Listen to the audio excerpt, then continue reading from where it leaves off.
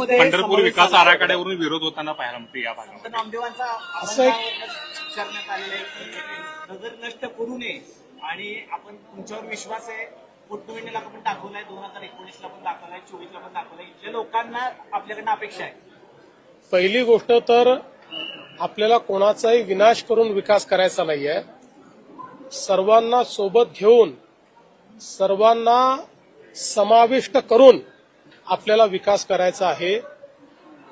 ज्यांच्या दुकानं किंवा ज्यांच्या घरांवर आपल्याला त्या ठिकाणी कॉरिडॉरमुळे जर काही कारवाई करावी लागली तर त्यांना अतिशय चांगल्या पद्धतीनं या ठिकाणी समाविष्ट करून घेण्यात येईल.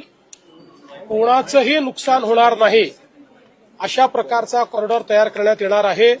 पण कोट्यावधी लोक या ठिकाणी येतात आणि त्यांची अव्यवस्था होत राहते, हे मात्र योग्य नाहीये. त्यामुळे सगळ्यांना सोबत घेऊन आणि मला विश्वास आहे की ज्यावेळी आम्ही जनतेत जाऊ त्यावेळी त्यांचाही मोठा पाठिंबा आम्हाला मिळेल. सांगितलं जात नाही कशा पद्धतीने कॉरिडॉरचा आराखडा एकदा पूर्ण झाला की सगळ्यांना विश्वासात घेतलं जाईल. आपण बघितलं असेल काही लपवण्यात आलेलं नाही. सर्वांशी या ठिकाणी सरकारच्या अधिकाऱ्यांनी चर्चा केली आहे, सर्वांना प्रश्नावली दिली आहे, सगळ्यांची माहिती घेतलेली आहे.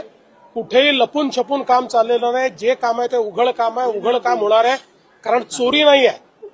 पंढरपूर विकास आराखडा म्हणजे चोरी नाही आहे. पंढरपूर विकास आराखडा म्हणजे सर्व लोकांना सोबत घेऊन आपल्या श्री विठ्ठलाचं जे मंदिर आहे त्या मंदिराचा आणि आपल्या संपूर्ण या परिसराचा विकास करणं हे याचं ध्येय आहे.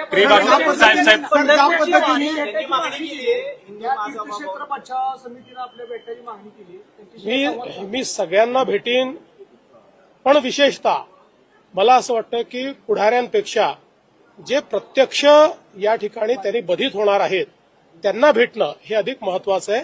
त्यांच्याही लोकांना भेटेल, पण पुढाऱ्यांना भेटायचं पुढाऱ्यांना भेटेल. त्रिभाषा धोरणावरून केंद्रानं स्पष्टीकरण दिलं तर राज्याचं स्पष्टीकरण काय असणार आहे? इथे मी कुठल्याही दुसऱ्या प्रश्नाला उत्तर देणार नाही.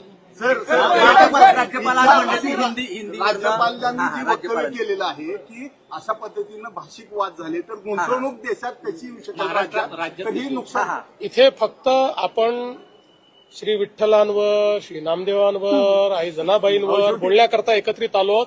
मंदिराचा परिसर आहे एवढंच तुम्हाला सांगतो की राज्यपाल जे आहेत, जे योग्य आहेत ते राज्यपाल बोलतात. राज्यपालांना कुठल्याही राजकीय वादात ओढणं योग्य नाही.